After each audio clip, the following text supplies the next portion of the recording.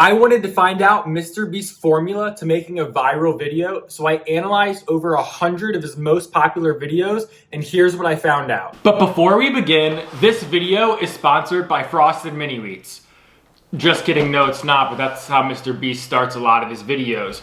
So to break down a Mr. Beast video, we're gonna look at the title, the thumbnail, and the video itself, and how his storytelling gets you not only to watch all of his videos, but all of the way through. So first, let's start with the title. I broke down more than 100 of Mr. Beast's most popular videos, and here's a couple of them here. First, I took a look at some of the words he includes in his titles. The most common word or letter in his title is the word I, referring to himself. We'll also get to that when we get to the thumbnail. The other most common symbol word is the $, which appears in just over 38% of his top 130 videos. Some of the other most common things were verbs ending in ing, which is 25% of his videos, or verbs that end in ed. So that together is about 41%. So the other 59% were mostly past tense verbs or questions like would you rather. Surprisingly, the word win only appeared in 13% of the top 130 Mr. Beast videos. But if we go to just the top 20 videos, the word I and the symbol $, both appear 55% of the time. So even though the $, was only in 38% of the top 130, having it in there also made it a much higher chance of getting to the top 20. Now, when we talk about verbs, ending in ing or ed don't really matter. They both only appeared 10% of the top 20 or 2 videos each. So basically, to wrap up the title, use the word I. If you're doing something with money, include the $, and use a past tense verb as in you had done something.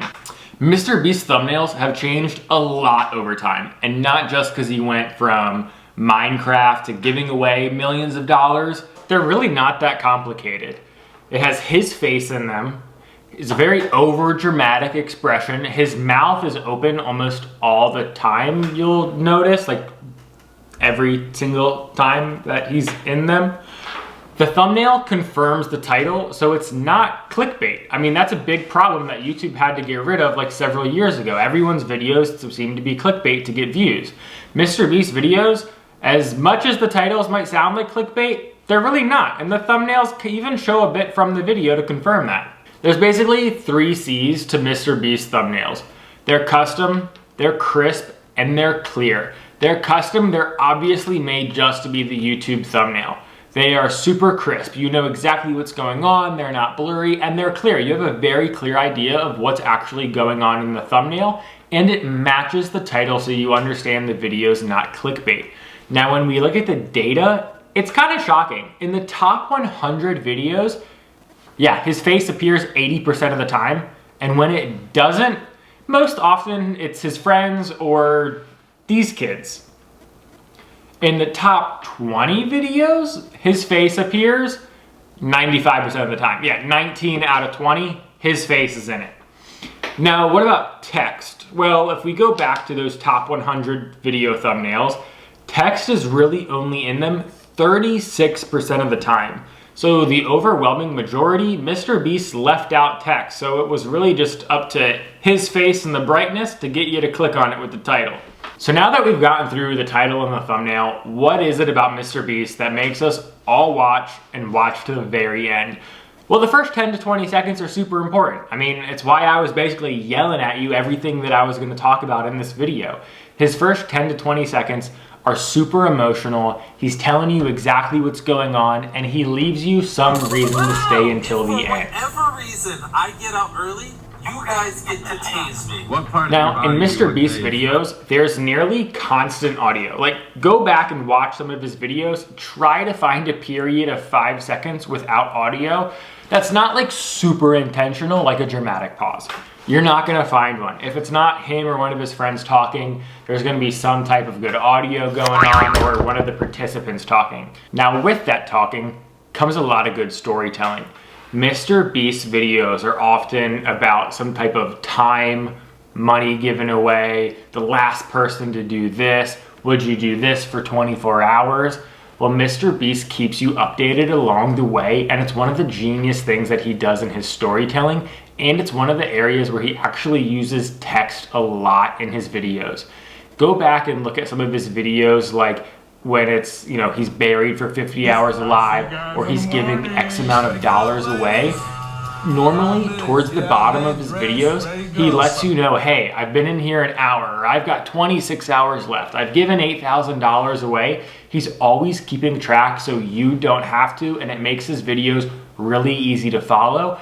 But it also leaves you wondering what's gonna happen when he does give everything away, or when somebody is the last person to have their hand on the Lamborghini or the house. Is he gonna make it the whole 50 hours underground?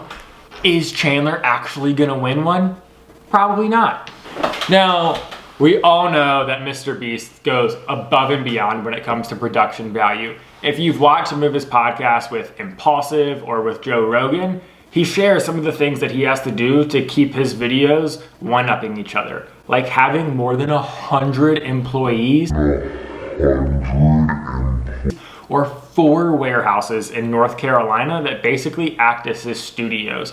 But it's even further than that. Squid Game's video cost him $4 million, and they had to custom develop an app for scenes like that red light, green light game where that kind of like ink blot exploded and all of those watchers were seeing who was still moving. So we've got the production quality, we've got custom development, and we've got bringing in experts. Even though he's racked up more than 17 billion views, Mr. Beast tells other creators, like in the Logan Paul Impulsive podcast, that them sitting in the room probably had more cash than he did because he invests everything back into the business, which has helped him do things like launch Mr. Beast Burgers, which now has their first physical location in a mall in New Jersey, and where they probably broke the world record for the most burgers sold at one location in one day. Let's wrap Mr. Beast's formula up into the title, the thumbnail, and the video.